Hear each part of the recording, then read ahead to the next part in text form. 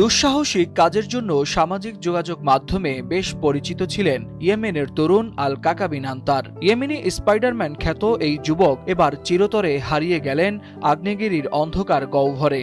১২০ metre গভীর গর্তে পড়ে তার মৃত্যু ঘিরে শোক নেমে এসেছে নেট দুনিয়ায় ও স্থানীয়দের মাঝে।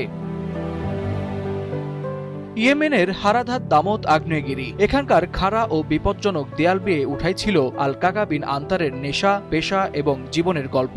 কোনো ধরনের নিরাপত্তা সরঞ্জাম ছাড়াই তিনি প্রায়ই আগ্নেয়গিরির ভেতরে নামতেন আর সেই দৃশ্য ধারণ করে সামাজিক যোগাযোগ মাধ্যমে প্রকাশ করতেন তিনি। সম্প্রতি এমনই এক দুঃসাহসিক অভিযানে ঘটে মর্মান্তিক এক দুর্ঘটনা। আগ্নেয়গিরির গহ্বরের ভেতরের দেয়াল বেয়ে ওঠার সময় হাত ফসকে ১২০ মিটার গভীর খাদে পড়ে যান তিনি। স্থানীয় উদ্ধারকর্মীরা দ্রুত তল্লাশি শুরু করলেও দুর্গম পরিবেশ ও সালফার সমৃদ্ধ গহ্বরের কারণে উদ্ধার অভিযান ছিল অত্যন্ত কঠিন। গেল শনিবার কয়েক ঘন্টার চেষ্টার পর ইয়েমেনের সিভিল ডিফেন্স সদস্যরা তার মরদেহ উদ্ধার করেন। মাত্র ৩০ বছর বয়সেই থেমে গেল এক দুঃসাহসী জীবনের পথ চলা। জীবদ্দশায় আল কাকা বলেছিলেন, চরম দারিদ্র্যই তাকে এমন ঝুঁকিপূর্ণ কাজে নামতে বাধ্য করেছে। রোমাঞ্চের পাশাপাশি পরিবারের জীবিকা নির্বাহ ছিল তার প্রধান উদ্দেশ্য।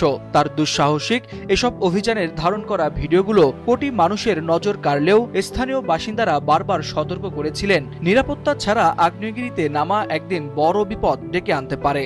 আর দুর্ভাগ্যজনকভাবে সেই আশঙ্কাই যেন সত্যি হলো।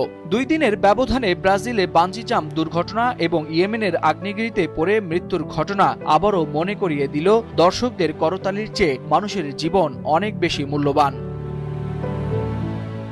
স্বপ্ন, সংগ্রাম আর দুঃসাহসিকতার গল্প হয়ে থাকা আল কাকা বিন আনতার এখন শুধুই স্মৃতি। দুর্ঘটনার শিকার হয়ে তার আকস্মিক মৃত্যু প্রশ্ন তুলছে সামাজিক যোগাযোগ মাধ্যমের জনপ্রিয়তার পেছনে ছুটতে গিয়ে আমরা কি নিরাপত্তার গুরুত্ব ভুলে যাচ্ছি? যে কাজ করতে গেলে জীবনটাই চলে যায়, জীবনের উপর ওয়ালিউল হাসানাত, টাইমস টুডে। সবার আগে আমাদের জীবন।